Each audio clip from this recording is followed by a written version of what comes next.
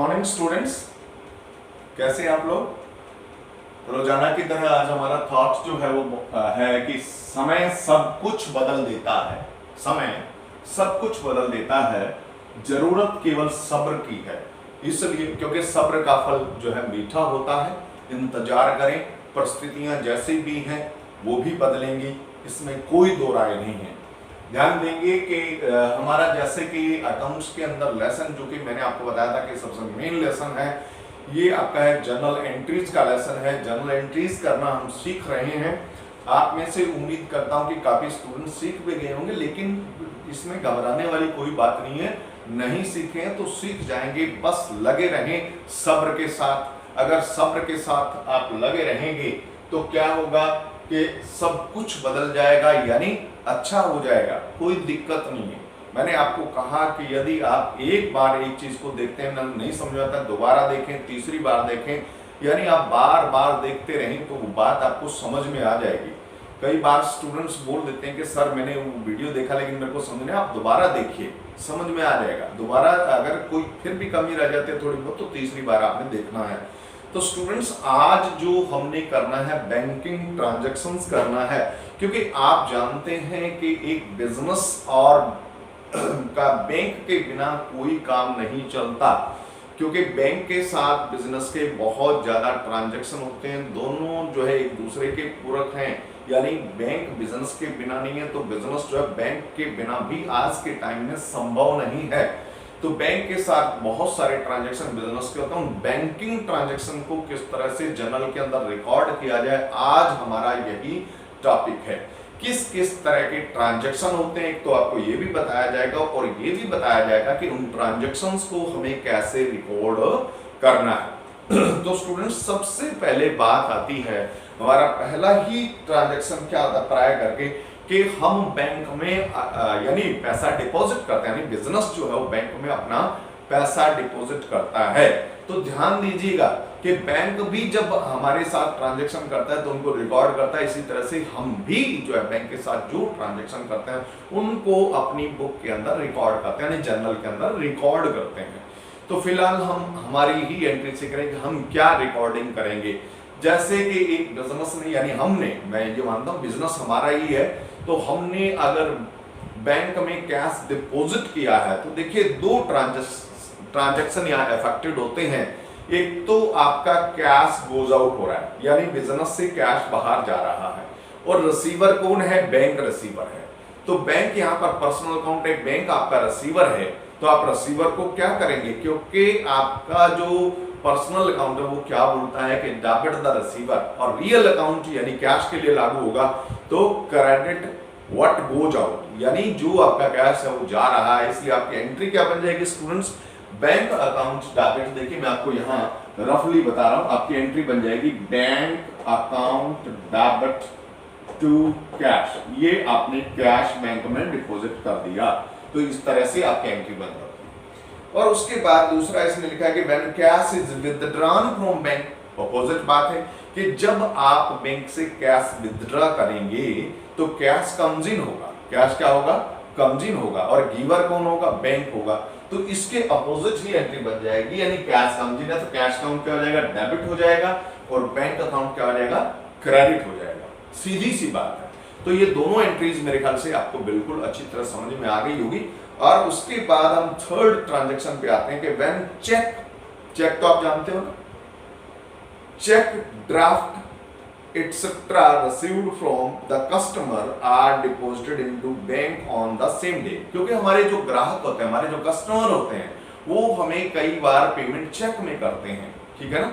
तो हमें वो जो चेक देते हैं, तो उस चेक का, इसके बारे में आपको ध्यान रखना है। चेक देते हैं तो अगर हमने उस चेक को सेम डे या इमीडिएटली कह लें, सेम डे अगर बैंक में डिपॉजिट कर दिया है, तब तो रिसीवर कौन माना जाएगा, बैंक माना जाएगा, और गिवर कौन है, कस्टमर है। यानी अगर आपको चेक मिला किसी भी कस्टमर से, जैसे राम श्याम मोहन, कोई भी नाम है उसका, तो राम श्याम मोहन कौन है, गिवर है।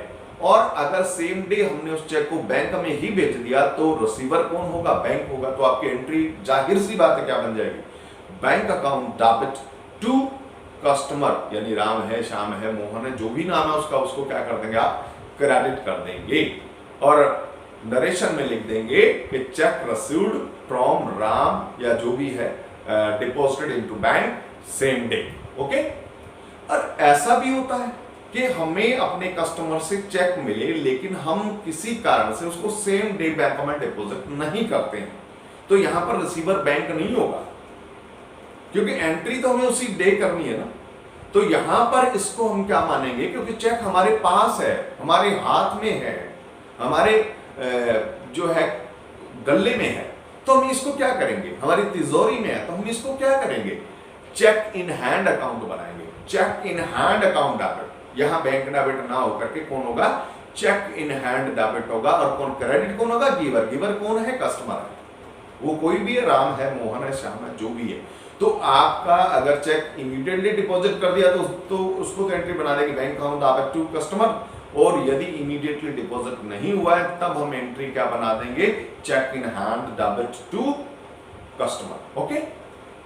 इसके बाद ये आपको दोनों एंट्री समझ में आ गई होंगी। इसके बाद में पांचवा जो ट्रांजैक्शन उसको देख रहा हूं, कहता on the date when above cheque draft extra are sent to bank. अच्छा, जो हमें उस कस्टमर से चेक मिला सेम डे तो हमने डिपॉजिट नहीं किया, लेकिन किसी अदर डे में अगर बैंक में डिपॉजिट करेंगे तब उस दिन क्या एंट्री बनाएंगे, उस दिन हम एंट्री जो बनाएंगे, क्योंकि रिसीवर तब कौन होगा, बैंक होगा, तो हमने किसको डेबिट करना है, बैंक अकाउंट को डेबिट करना है।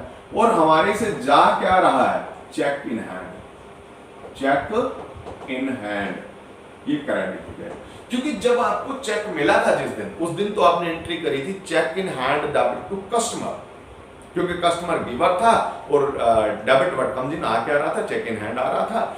और अब हमने क्या कर दिया कि जब बैंक में डिपॉजिट करेंगे इस दिन इसको, तब हम एंट्री कर देंगे बैंक अकाउंट डेबिट, क्योंकि बैंक रिसीवर है, और गोज आउट क्या हो रहा है, चेक इन हैंड, तो इसलिए उसने चेक इन हैंड को क्रेडिट कर देना है। ठीक है, तो नरेशन में लिख देंगे cheque in hand deposited into bank. ठीक है ना। और उसके बाद हम सिक्स्थ पे आ रहे हैं कि when a customer directly deposited the amount in our bank account. कई बार ऐसा भी होता है कि हमारा जो ग्राहक है उसको हम अकाउंट नंबर दे देते हैं, कहीं दूसरे शहर का या कहीं का भी है, उसको बोलते हैं कि आप ऐसे करना, मेरे जो पैसे हैं वो आप बैंक में डिपॉजिट कर देना, मेरे अकाउंट में डिपॉजिट कर देना। डायरेक्ट जो है वो क्या कर देता है, आपके अकाउंट में जब डिपॉजिट करता है। जब अकाउंट में कस्टमर आपके डायरेक्ट डिपॉजिट करता है तब भी दो अकाउंट अफेक्ट होते हैं, एक तो बैंक और एक कस्टमर। तो बैंक यहां पर कौन होगा, रिसीवर होगा, और गिवर कौन हो रहा है, गिवर आपका कस्टमर है। तब आपने एंट्री बनानी है बैंक अकाउंट को डेबिट करना है, क्योंकि रिसीवर को क्या करेंगे, डेबिट करेंगे, और कस्टमर को क्या करेंगे, क्रेडिट करेंगे। यानी एंट्री डायरेक्ट डिपॉजिट के लिए बन जाएगी bank account debit, bank account debit to customer, या कस्टमर का जो भी नाम होगा वो नाम आप क्रेडिट कर देंगे। ओके, इस तरह से ये एंट्री बन जाएगी। यानी नरेशन लिख देंगे डायरेक्ट डिपॉजिटेड बाय राम। और उसके बाद इसने फिर अगला सेवेंथ ट्रांजैक्शन में क्या कहा है कि when a cheque previously deposited into bank is dishonoured. अगर मान लो कोई चेक हमने पहले कभी डिपॉजिट किया था और बाद में वो डिसऑनर हो जाता है। आपके लिए ये भी समझिए कि डिसऑनर क्या होता है। डिसऑनर का मतलब होता है एक्चुअली हिंदी में इसको बोलते हैं अनादर होना, कि जब बैंक जो है चेक की पेमेंट देने से किसी भी रीजन से इनकार कर देता है, तो उसको बोलते हैं डिसऑनरिंग ऑफ ए चेक। क्या बोलते हैं, डिसऑनरिंग ऑफ ए चेक। ठीक है, तो देखिए चेक डिसऑनर कई कारणों से, तो बहुत सारे कारण है, चेक का कटा-फटा होना, साइन गलत होना है, अमाउंट गलत लिखा होना, बहुत सारे रीजन हो सकते हैं, वो बाद में कभी डिस्कस करेंगे। लेकिन अगर चेक डिसऑनर हो जाता है तो जब आपने चेक डिपॉजिट किया था वो जो एंट्री करी थी उसको पलट देंगे, यानी कैंसिल कर देंगे। तो जब आपने जैसे आपने चेक डिपॉजिट किया था, तब अगर आपने क्योंकि डायरेक्ट डिपॉजिट किया था, तब अगर आपने एंट्री करी थी, सेम डे डिपॉजिट किया था, एंट्री करी थी बैंक अकाउंट, जैसे मान लो राम से चेक मिला और आपने सेम डे डिपॉजिट कर दिया, तो आपने एंट्री बनाई bank account debit to Ram. ठीक है ना। तो अगर बाद में कहता है कि ये जो उस डेट को चेक मिला था वो डिसऑनर हो गया, तो आपने उस एंट्री को पलट देना है, यानी राम डेबिट टू बैंक, उल्टा कर देना, यानी कैंसिल हो गया। ठीक है। इसी तरह से अगर चेक हमने सेम डे डिपॉजिट नहीं किया था, किसी अदर डे में अगर डिपॉजिट करते हैं, तब हम आपको बताएंगे एंट्री क्या करेंगे, bank account debit to cheque in hand. और बाद में इसकी सूचना मिलती है कि ये चेक डिसऑनर हो गया, तब भी आपने यानी अपने bank account debit to cheque in hand किया था लगे, लेकिन तब भी आप एंट्री क्या करेंगे, बैंक अकाउंट को तो आपने क्रेडिट कर देना है और उस कस्टमर से जिससे चेक मिला था उसको क्या कर देना, आपने डेबिट कर देना। ओके, तो इस तरह से आपने क्या कर देना, चेक को कैंसिल कर देना है। अच्छा, कई बार ऐसा भी होता है कि जैसे राम से हमने 10,000 रुपीज लेना था, क्लियर है, और राम ने आपको 9,800 का चेक दे दिया और कहा कि अपना क्लियर हो गया। इट मींस यानी या 200 रुपीज डिस्काउंट उसने डिडक्ट करके आपको पेमेंट कर दी, ऐसा भी हो सकता है। तो तब अगर चेक मिला था और आपने उस चेक को डिपॉजिट किया था, तब हमने क्या एंट्री करी थी, यानी अगर हम किसी कस्टमर को डिस्काउंट देते हैं और डिस्काउंट काट करके चेक रिसीव करते हैं, तब हम एंट्री बनाते हैं, क्योंकि रिसीवर कौन होगा, बैंक। जैसे मैंने आपको बताया बैंक अकाउंट डेबिट कितने से करेंगे, 9800, क्योंकि चेक आपको कितने का मिला, 9800 का, और डिस्काउंट आपने कितना अलाउ किया, 200, यहां करेंगे डिस्काउंट अलाउड डेबिट, वो कितना 200, और दिया किसने था, राम ने, तो 2 क्या कर देंगे, राम कितना 10,000। इस तरह से आपकी एंट्री हो गई, ओके, जब आपने डिपॉजिट किया। लेकिन अगर ये चेक डिसऑनर हो जाए, तब इस पूरी एंट्री को उल्टा करना है। आपने क्या एंट्री बना देंगे, राम डेबिट, क्या करेंगे, राम डेबिट कितने से, 10,000 से, और 2 करेंगे हम क्या, बैंक 9800, और 2 करेंगे डिस्काउंट अलाउड को क्रेडिट कर देंगे, अलाउड को ही क्रेडिट करना है, ठीक है। तो इस तरह से ये एंट्री भी जो है पलट जाएगी जब चेक डिसऑनर हो जाएगा। तो इसके बाद हम आते हैं when payment is made by issue of a cheque. अब देखिए क्या होता है, कई बार हम अगर सपोज करें कि हमने किसी सप्लायर से माल खरीदा है और उसकी पेमेंट अगर हम चेक से कर रहे हैं, तब क्या एंट्री हो, तो सप्लायर जैसे हमने मान लो सपोज करो कि मंगल से 10,000 का गुड्स परचेज किया और पेमेंट उसकी चेक से कर ली, तब यहां पर देखिएगा कि यहां 2 अकाउंट आपके अफेक्टेड हो रहे हैं। एक तो क्या हो रहा है, परचेज, और एक कैश, सॉरी एक परचेज और एक जो है चेक से पेमेंट करिए बैंक।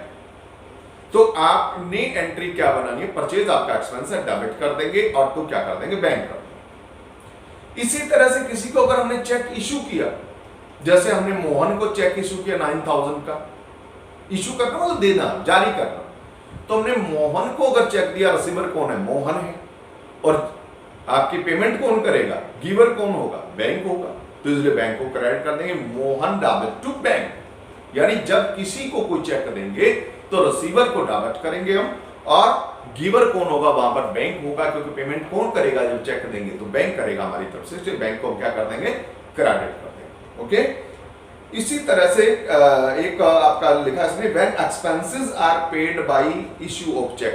जैसे हमने सैलरी दी अपने एम्प्लॉइज को, और हम सैलरी तो कैश में देते हैं, तब तो आप एंट्री करते हैं salary account debit to cash. लेकिन अगर आपने चेक से सैलरी दी है, तो यहां पर सैलरी तो डेबिट होगा ही, क्योंकि एक्सपेंस है, यानी कोई भी एक्सपेंस हो, सैलरी तो मैंने एग्जांपल दिया है, तो वो एक्सपेंस क्या हो जाएगा, डेबिट हो जाएगा। गिवर यहां पर कौन होगा, बैंक होगा, क्योंकि पेमेंट कौन करेगा, बैंक करेगा, तो बैंक यहां पर क्या हो जाएगा, क्रेडिट हो जाएगा। तो एंट्री क्या बन जाएगी, दैट एक्सपेंस, यानी सैलरी है, वेजेज है, कुछ भी है, तो वो डेबिट हो जाएगा, या रेंट है तो वो डेबिट हो जाएगा, टू क्या कर देंगे, बैंक कर देंगे।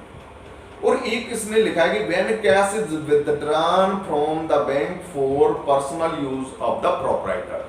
अगर प्रोप्राइटर यानी ऑनर ऑफ द बिजनेस अपने पर्सनल यूज के लिए बैंक अकाउंट से पैसा निकालता है, फर्म के बैंक अकाउंट से पैसा निकालता है, तो रिसीवर कौन है, प्रोप्राइटर है। प्रोप्राइटर का अकाउंट नहीं होता, प्रोप्राइटर जब अपने पर्सनल एक्सपेंसेस के लिए पैसा निकालता है तो हम डेबिट किस अकाउंट को करते हैं, ड्रॉइंग अकाउंट को डेबिट करते हैं। और गिवर यहां पर कौन होगा, गिवर यहां बैंक होगा, इसलिए बैंक को क्रेडिट कर देंगे। एंट्री क्या बना देंगे, drawing account debit to bank. उसके बाद इसने लिखा है कि when interest is charged by bank, bank कई बार अगर हमने ओवरड्रान कर लिया होता है, पैसा ज्यादा निकाल लिया होता है जमा से, तो हमसे बैंक क्या करता है, इंटरेस्ट चार्ज करता है। और ये इंटरेस्ट हमारे लिए क्या होता है, एक्सपेंस होता है, इसलिए ये इंटरेस्ट क्या होगा, डेबिट होगा। और ये इंटरेस्ट हमें देना किसको है, किसको पे करना है, बैंक को, इसलिए बैंक को हम क्या करेंगे, क्रेडिट करेंगे। या हम दे नहीं है, रिसीवर नहीं है बैंक यहाँ पर, हमने देना है, वी हैव टू पे, प्रॉमिस है एक तरह से, बाद में, ठीक है, तो क्रेडिट हो जाएगा। इसी तरह से इसके बाद लिखा कि when interest is allowed by bank, इसके बिल्कुल अपोजिट, कई बार हमारी डिपॉजिट ज्यादा होती है, बैंक हमें इंटरेस्ट देता भी है, और वो इंटरेस्ट हमारे लिए क्या होती है, इनकम होती है। तो यहाँ इंटरेस्ट रिसीव्ड क्या हो जाएगा, क्रेडिट हो जाएगा। जबकि लेना किससे, बैंक से, तो बैंक को हम डेबिट करेंगे। और लास्ट इसमें कि when bank charges some amount for the services rendered by the bank, bank हमारी कई तरह से हमें से सर्विसेज देता है, उन सर्विसेज के लिए बैंक कुछ चार्ज भी कई बार हमसे डिडक्ट करता है, काटता है, तब क्योंकि वो चार्ज हमारे लिए एक्सपेंस होता है, तो हमने एंट्री बनानी है, bank charges account debit to, देना किसको है, बैंक टू बैंक। तो इस तरह से स्टूडेंट्स ये कुछ ट्रांजैक्शन मैंने आपको बताया। अब हम एक इलस्ट्रेशन करते हैं, 13 नंबर इलस्ट्रेशन। देखिए इसमें लिखा है 5 journal entries for the following. March 1 को, पहला जो मार्च 1 को एंट्री है, ये देखिए, ये मार्च 1 को इसमें लिखा है कि paid in to bank for opening a current account. एक करंट अकाउंट खोलने के लिए बैंक में 25,000 रुपया जमा किया। मैंने आपको बताया था कि जब बैंक में डिपॉजिट करेंगे तो एंट्री क्या बनेगी, क्योंकि रिसीवर कौन होगा, बैंक होगा, तो आपने बैंक अकाउंट को क्या करना है, bank account debit to cash. कितना, 25,000 आपने डिपॉजिट किया है, तो इसलिए यहां पर कर देंगे 25,000 और नरेशन में लिख देंगे cash deposited into bank for opening account, ठीक है।